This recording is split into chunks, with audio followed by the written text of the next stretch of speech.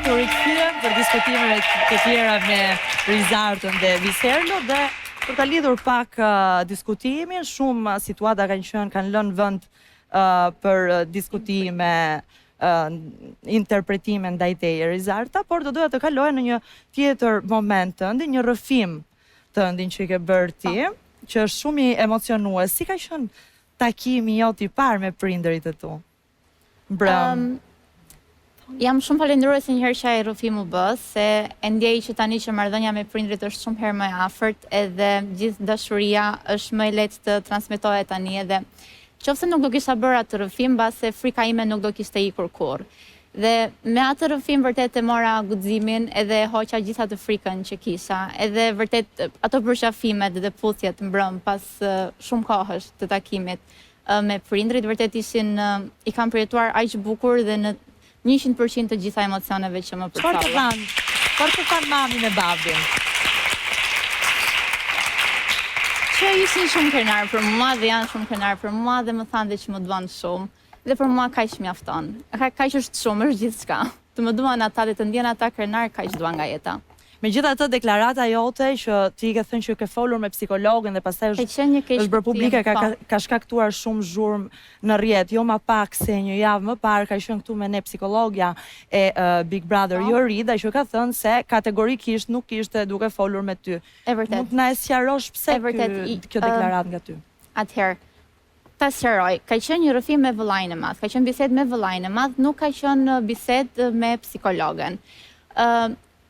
Ishte një keq interpretimi im apo mënyrë e gabuar e të shprehurit aty, se si rrëfimi, si momenti i surprizës ka qenë një moment aq vulnerabël, dhe unë e thash aty direkt, pastaj thjesht u surprizova se mendova që rrëfimin tim apo historinë time të jetës do ta bëja në një mënyrë më të qetë dhe më të ngrohtë, duke bërë atë vijën e jetës, duke shkruar tek xhami. Aty mendova që mund të ishte rrëfimi im. Prandaj ka qenë keq kuptimi, pa absolutisht bisedën e kam bërë me vllain e madh dhe jo me psikologën, nuk më është përdorur domethënë asgjë që mund të kishte qenë. Po pse the që po flisje me psikologën, sepse publiku e pret këtë sqarim dhe duhet të jemi të vërtetë deri në fund. Sepse e mendova si një rrëfim me psikologën, domethënë ishte aq ndjer, ishte aq vulnerabël si gjë, saqë ngatrove zërin e vllait madh me psikologën. Jo, nuk ngatrova. Sa po e thash që ishte vëllai i madh, po flisa me vllain e madh, nuk ishte psikologo. Kur flasim me psikologën i kemi takimet fizike. Po prandaj po thotë Heidi, a ishe me psikologën apo ishe me vllain e madh, sepse aty e the me psikologën. Po pra keq kuptim po thotë ashtu. Zëri që ke folur ka qenë dhe mashkull, apo jo Rizarta? Dhe pastaj e ndryshova. Okej. Zëri që ke folur në rrëfim është vëllai i madh, është vëllai i madh. Të thash dhe tani në fillim. Thash që ishte një mënyrë e gabuar e të shprehurit, dhe në një moment aq vulnerabël aty nuk e ndryshova dot direkt në moment, pastaj kur e tha Ledioni, unë e pohova dhe me atë timen unë mendova që mund ta kishte edhe një farë loje, po gjithsesi është mendimi im. Shiko, Rizarta zakonisht në shtëpi mendonte që nuk xhirohesh në disa momente, kështu që nuk është. Ja, le të themi që a ke arritur pasur nga ta rreth. Çfarë the Viserlo? Jo, Rizarta the her pas here në shtëpi mendonte se dhe nuk xhirohesh, mendonte se kamerat nuk ishin 24 orë, kështu që po se ku the haron, është vërtet. Pasur edhe ndonjë keq Rizarta, jo, nuk është vërtet. Në habitatin e tim ndoshta ka arritur të nxjerr këtë përfundim nga gjithë gjëja.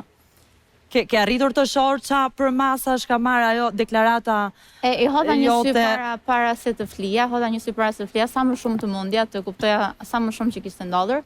Ndjen vërtet keq që është keq interpretuar në atë mënyrë që ishte gabimi im i të shprehurit.